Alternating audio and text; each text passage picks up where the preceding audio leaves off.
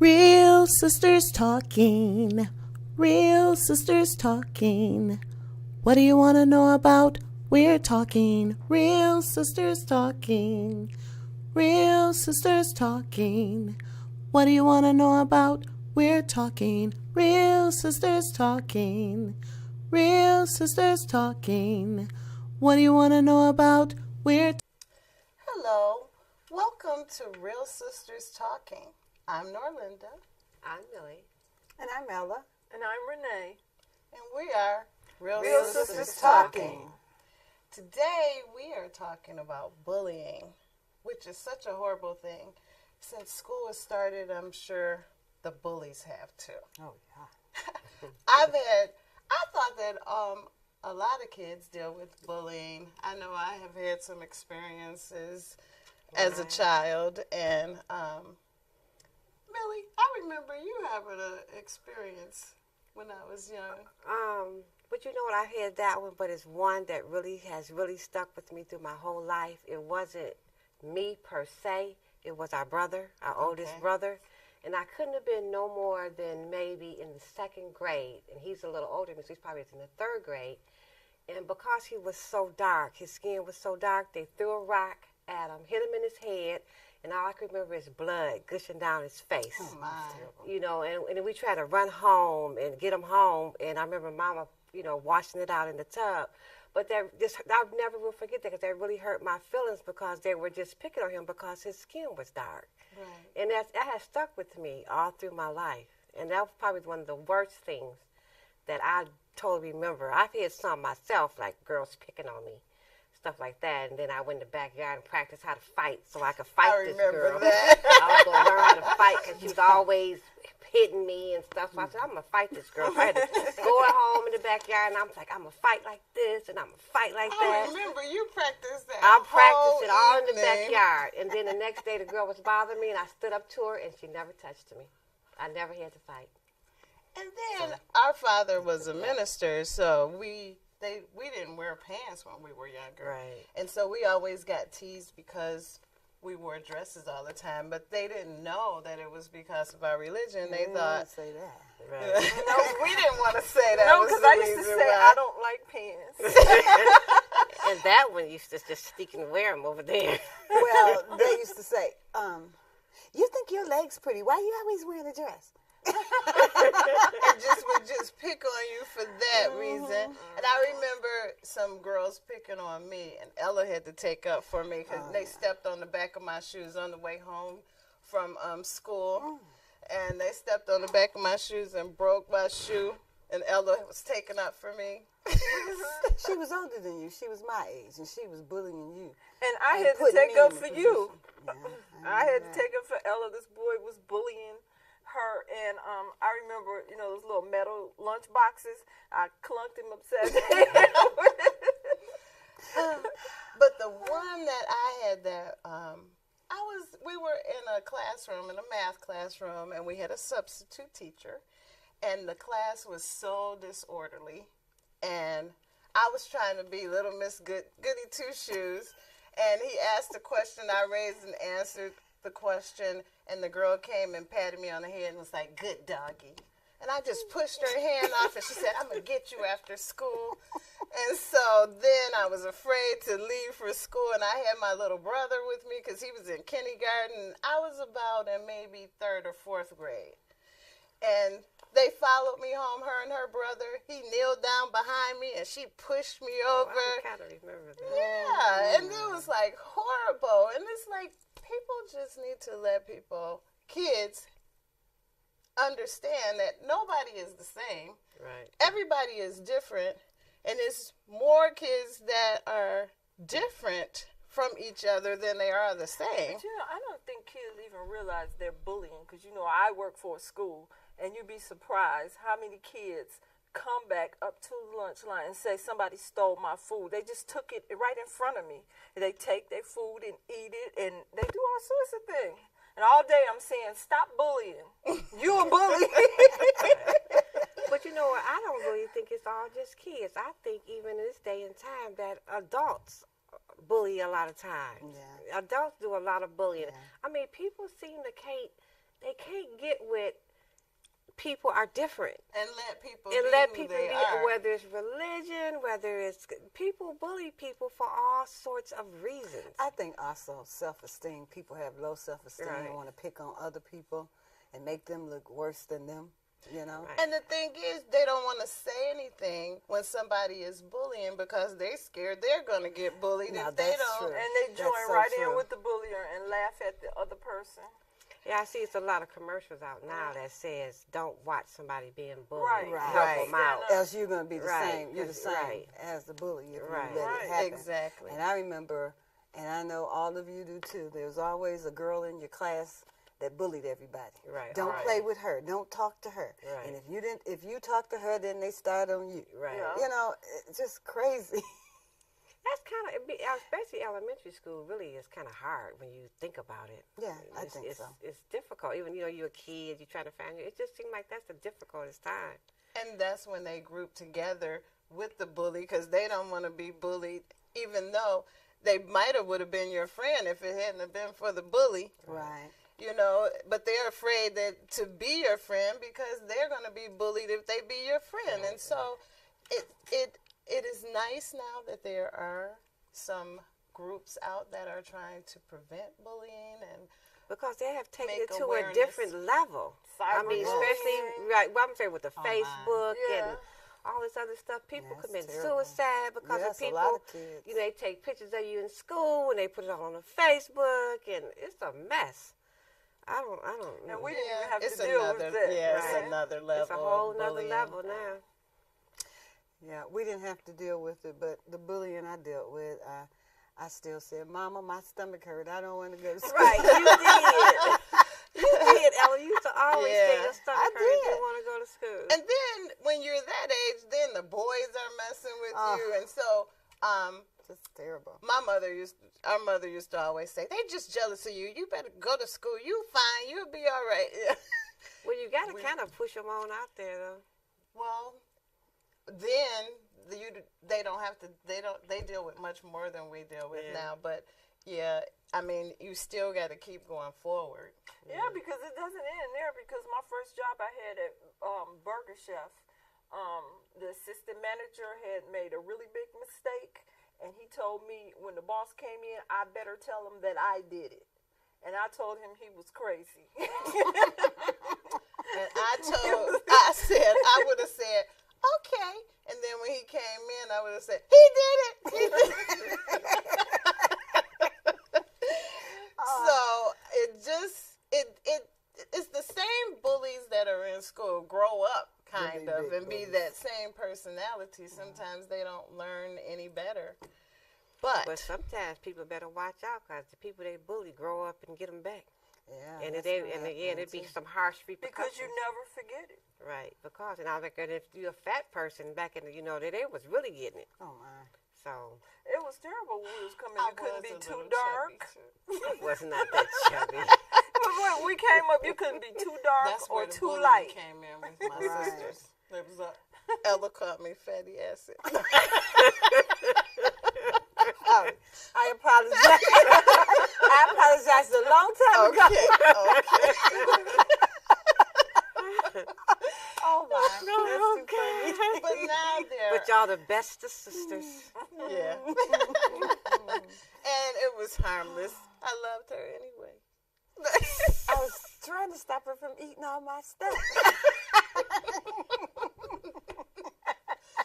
But now there are a lot of groups out there that can help kids and help them to deal with this bullying issue because it is a long-lasting issue and it doesn't go away overnight and it does need to be dealt with. And we have someone here today that is going to talk about some of the resources that are out there for bullying and how to deal with it. We all have dealt with it in some way or another, and it has to get better. It has to get better. People have to become aware, and that's the first step, awareness. and then you can, once you know the problem, you can think of some solutions for the problems. We're going to take a break, and when we come back, we will have Dr. Marlene Seltzer, who is with Nobel, that is affiliated with Beaumont Hospital. We'll be right back. Welcome back to Real Sisters Talking. Here we have Dr. Marlene Seltzer, who is with Nobel, meaning no bullying. Now, Dr. Seltzer, can you explain to us what Nobel is about? Nobel is a program of Beaumont Children's Hospital, and the purpose is really threefold. The first of which is to provide guidance, education, and support to youth and families that are impacted by bullying. And that can really be any role of bullying, so whether someone's targeted, whether somebody is the bully, or whether someone's a bystander. Okay. And that often translates into really as parents calling, usually because their child's been targeted and they don't know what to do. And they're looking for resources or strategies to try and help them through the situation. The second thing we do is engage in program development with key stakeholders in the community. And for example, we have a 24-hour hotline, and that's in partnership with Common Ground, which is a local nonprofit crisis agency. Oh, okay. We also have a mediation program, and that's with Oakland Mediation Center, and that's for parents and schools, not children, around the issue of bullying, because sometimes those conversations can become very difficult and very emotional, and sometimes they come to an impasse. And it's a way of bringing everyone to the table to try and facilitate a conversation in order to help find a solution. Okay, the popular belief is that most children go through some type of bullying. Is that true? Unfortunately, many children are bullied. Current statistics between the ages, for example, of our 6th grade and 12th grade are anywhere from 1 out of 4 to 1 out of 3 to 1 out of 4, somewhere in that range are bullied. And of course, there's the kids who are bystanders, and they're impacted as well, which is something we often don't talk about, and then the perpetrators. So it's a rare child that is not exposed to bullying in some way, shape, or form. Right. I should mention also that we also do research, and one of the things that I'm most passionate about is trying to engage healthcare actively in this issue. Oh, okay. Around what age does bullying start? Believe it or not, bullying behavior can be identified as early as preschool. And that's often a time where people tend to dismiss it and say, oh, kids are just learning the politics of the playground. They're just figuring out how to interact. But that's really the time that we should be honing in and saying, you know, this kind of behavior is wrong, and teaching kids other ways to express what they need to express. Right. So most of the people that are saying this is just the time is probably the parents of the bullier. Is it? It could be. I don't have data on that. Okay. But definitely when you see that behavior, if you see someone pushing someone down on the playground or grabbing a toy, you want to tell them, you don't want to say, oh, they're just 3. You want to stop and explain to them it's inappropriate and why. Right. At what age would you say the bullying was the worst? It probably peaks late elementary, early middle school right now. And I think middle school is horrible because I work in a middle school. Yeah, that's probably Yeah. when it's at its worst. And then it's more about dressing, how a kid dresses. Does like designer clothes play a factor? You know, appearance is usually thought to be the most common reason youth are bullied, and that can be because of how they're dressed, because of their body size, because of disability, anything that makes them stand out and be different, and that can be a reason. And obviously because it's so visible, so it makes often kids easy targets. Right. So, what steps would a parent take if a child is not communicating that they're being bullied? And what are the signs to look for if your child is being bullied and they're not a talkative child? One of the things you want to watch for, of course, if they come home with injuries or with, you know, any damaged property or missing things, of course, that could be a sign. But also any change in behavior. So if you normally have a child who's very social and outgoing, all of a sudden they don't want to go out anymore. They don't want to play with their friends. They don't want to go to school. They want to sleep. They're sleeping more than usual. They're not eating, or vice versa. They're sleeping less and they're eating more. You know, anything that's a change, you want to explore what that change is. It might not be from bullying, but it might. And another thing is that youth are often very afraid that if they tell their parents are going to march to the school and cause a scene, and everything is going to get worse. Because they will. So sometimes it's a matter of a parent saying to their child, Right, that I promise not to do anything unless your life is in danger. I promise I won't do anything without talking about it with you first, or let's come up with a plan together, so they feel safer in terms of disclosing. Because it hurts any parent to see their child being bullied like that. It hurts the parent a lot, because you want to see your kid be able to enjoy life, and people bullying them and carrying on. It hurts you. So, what kind of things should people be teaching their children to not bully other children? It's really important to try and figure out where that behavior is coming from. Yeah. Right, so, why are they bullying? Is it they don't feel good about themselves, and so they're bullying to get a sense of control or power? Were they bullied, and now they're trying to, again, take control of the situation? Are they witnessing that kind of behavior at home? Right. Are they witnessing other kids doing it, and they want to fit in? That fear of being a target if I don't join in. So it's really trying to figure out why they're doing it, and then trying to address that underlying issue. Right. Now, if the child is seeing bullying at home, then you can't very well go to the parent and say your child is bullying, because they're probably a bully as well. So how would you handle that situation? That can be very difficult because people don't want to be told how to raise their children or what to do and what not to do. But sometimes it can help children to learn behavior at school that's more appropriate. So just like you might go to someone's house and you can put your feet on the couch, and someone else's house you can't. So you sort of learn what's appropriate in a certain context. And if they're given positive reinforcement for doing the right thing, then hopefully they learn, even though this is what goes on in my house, this is what I should do at school. How often do you find that the parents are bullying their own children? Because some children are getting bullied at home, so they go to school and bully other children. I don't have statistics on it, but that's a known risk factor. Yeah. That one parent is bullying the other. There's there's domestic violence going on. Sometimes there's sibling bullying. Any of those things can increase the risk. I think a lot of bullying affects it affects a child from learning, and it also makes you want to stay home from school. Because as you mentioned earlier, you had a lot of stomach Saying that they're aches. sick. Do you find that's Absolutely, true? Yeah. absolutely. There's a statistic that's a little on the older side that 160,000 kids stay home every day for fear of being bullied. The number's probably higher, especially now that cyberbullying has come into play. But absolutely, stomach aches, I don't feel good, and especially no one can see whether you have pain or not. So it's Right.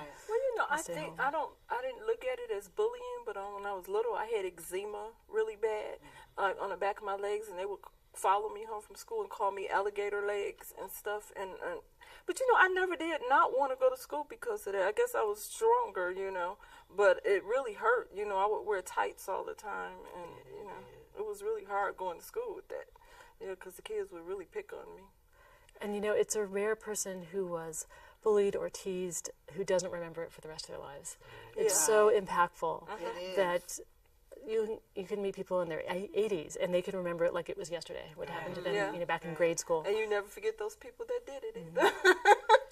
Because when you think about it, when you're growing up in your house, in your little home, you think the world is perfect, and then you go to school and you're like, what is this? What is going on here? They don't like me, and it's like, I thought I was liked by everybody. Is something wrong with me? Or, and that's the kind of feeling. Because I remember when I went to school for the first time, my world was perfect to me. And then I seen them have a fight. And I couldn't believe it. And I came home telling my mother, and I hadn't even heard any cuss words because my parents were very religious.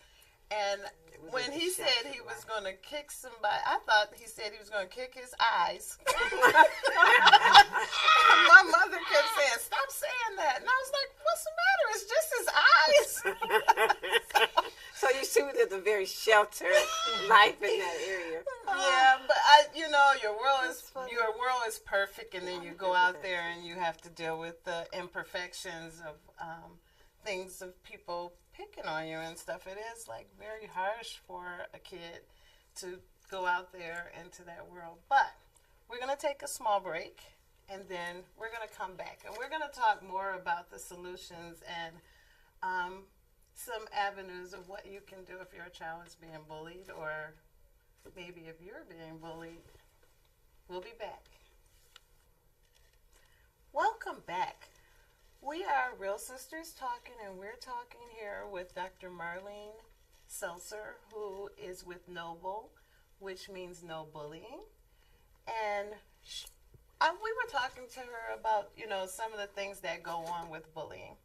Now, when I was a child and I was bullied, and I go home and I tell my parents, I've been bullied, then they contact the school, then both sets of parents come and we talk it out, and pretty much that kind of solved the problem. But now, cyberbullying and so many other avenues of bullying, how can people deal with this now? So it's gotten a lot more complicated, of course. And even just when someone calls and tells a parent that your child is bullying, and one would think you could bring both parties to the school and you would have a conversation that would resolve, but it's not quite so easy anymore. Parents are very defensive about their children's behavior. The education system in general has so much pressure put on it. And sometimes if, parents will yell at them or get very defensive and deny it and make, in a sense, start acting that way towards the teachers and towards the administrators that are trying to help the situation. Not always, but it can be. So those conversations that you think common sense would prevail can turn out to to really escalate everything. Having said that, sometimes it works. Sometimes teachers and administrators can talk to parents and they're very, very willing to hear it and work with their child. And especially if it's presented in their child's best interest, that this behavior might be a red flag, let's see what's going on, let's try and make it better. And cyberbullying has really changed the face of bullying, because before, when you went to school, you could go home and it was really a safe haven, assuming the home was a good environment. Now you can go home and get 1,000 emails, 100 texts all through the evening and night. With the click of a button, it can be sent to 100 people. And so there's no way to control that. There's no respite from it. And unfortunately, once it's out there, even if someone apologizes, it's out there. And it's forever, really. Even things people don't sometimes realize, the things they put out there last forever, and if they're deleted. For example, on Twitter, it's being archived by the Library of Congress. So every tweet is being saved because they're interested in going back and looking at this data in future times. It's all public. So there are a lot of resources, fortunately, out there about how to contact, Facebook or Twitter or Instagram if somebody is bullying. They're really trying to work on, because there's been so many bad things, how to control that. Like how, if you are being bullied on Facebook, how do you contact Facebook? How does Facebook then react to that? And there are listed resources, and I should probably mention, through the state of Michigan, through the Attorney General's office, they have something called the Cyber Safety Initiative. And it's a wonderful resource. They do programs in the schools that are different for all different ages, programs in the community, but also on there, they have a list of all the contacts for all the different social media sites. If you're being bullied by texting, how do you contact the cell phone company? How do you make it stop? What do you do? That's really great. And I'm sure a lot of people are not even aware of that. That's all I want to know. Do they have like a chapter in each school? Do you go around to schools? I will talk to schools if they will have me. I usually don't do assemblies for youth. There's a lot of good people out there who really who do that. But I will talk to teachers and administrators and counselors and parents and anybody else who's interested. Well, I noticed that at the school they did have a session for bullying a week, and then we all got T-shirts that said "Stop Bullying." Yeah, so they are trying to do something about it.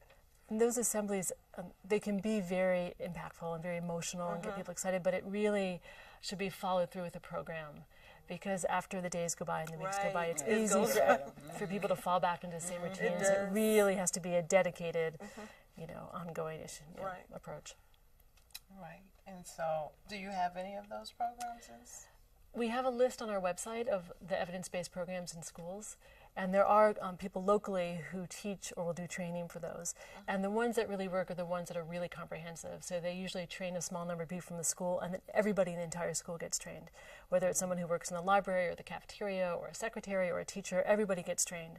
And so that way everybody can respond, and it's consistent. Everyone's using the same language. It involves the kids. Every classroom meets and talks about it. And those are the ones that really have the most success, because they involve the whole community. Right. And then they're all uniform in how they're dealing with things, instead of one doing this and one doing that. Yeah, so it seems to be more effective if everybody is uniform and teaching the same lesson. Yep. So I understand that you had a thriving OBGYN practice, and you stopped practicing to head up this bullying campaign. So you must have a passion about it. What inspired you? Well, I've always been interested in what I call the psychosocial issues of medicine. And when I was a med student, I actually did a project one summer on domestic violence. And once your eyes get open to those sorts of issues, you know, you can never close them again. So that became an ongoing interest of mine throughout my training and in my practice. And what really happened is I watched the news one night, and it was probably around 2007, I'm thinking, and there was a story about a young woman in Florida, a high school student, who was invited over to her friend's house where they basically imprisoned her and beat her up and filmed it for YouTube. And it really just struck a chord in me. And the following evening, there was a presidential debate, and it wasn't their fault, but it was foreign policy night, so they were talking about human rights in different areas of the world. And I just was incensed about where was the outrage that what was happening in our own country. Right. And so that was a turning point for me, where I started doing more and more research and getting more and more interested in attending conferences and starting to research, until eventually I got to the point where I either had to do something more about it or stop thinking about it. Yeah. Which, that is so noble of you, you know, to just give up your practice and just try to help other people. She found her purpose. Right, her calling. Yeah. So how does Nobel get funding? Nobel is really funded by donations and some grant money that goes. It's really because we don't charge for any of the services that we're doing. We really are reliant on other people to help support our effort. And we've been very lucky so far because this issue touches so many people that people have donated. But I will say that no amount is too small, and that we try and do, you know, use our resources the most efficiently that we can to help as many, you know, kids that we can. Right. Yeah, and I would say none is so small. No donation is so small because there has been suicides that has been traced back to because of bullying, and a lot of teenagers at one time were just committing suicide, and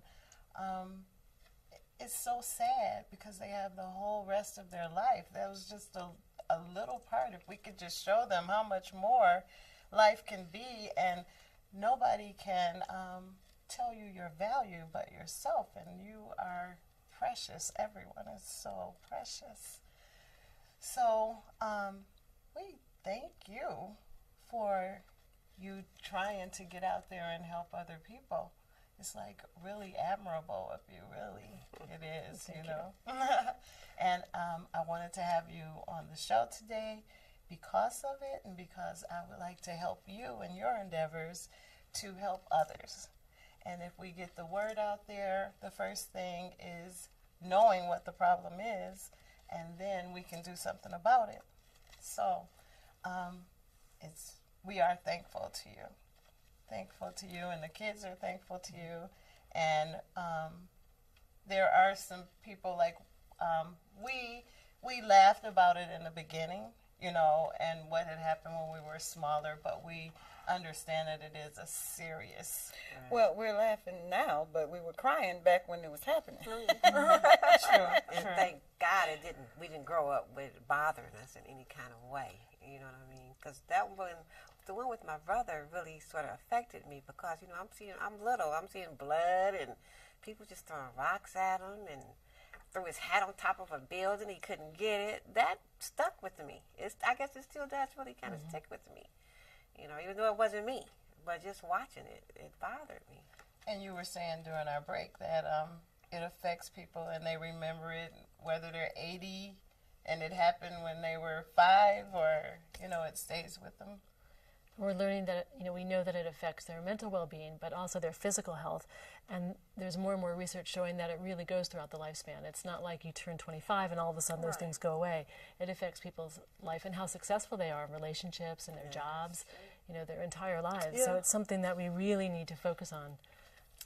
Okay, well, we want to thank you so much for coming. Really, thank you so much.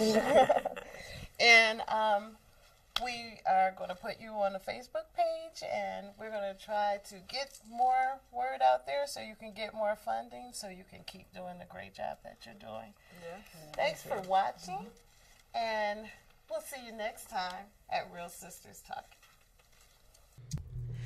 Real Sisters Talking. Real Sisters Talking. What do you want to know about? We're talking. Real Sisters Talking. Real Sisters Talking.